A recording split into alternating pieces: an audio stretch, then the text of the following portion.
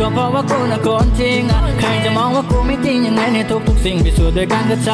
ำอะไรที่แย่เราก็แค่ต้องอีดิทมันไม่มีคำว่าสายถ้าคิดจะทำมันจริงและกูแค่อยากเป็นกำลังใจให้คนที่อยากจะลงมือทำชีวิตเจ้าอะไรมากมายทุกคนไม่ว่าใครก็ต้องตายเป็นสัจธรรมของชีวิตทางที่เดินก็เราเป็นคนกำหนดเองทาง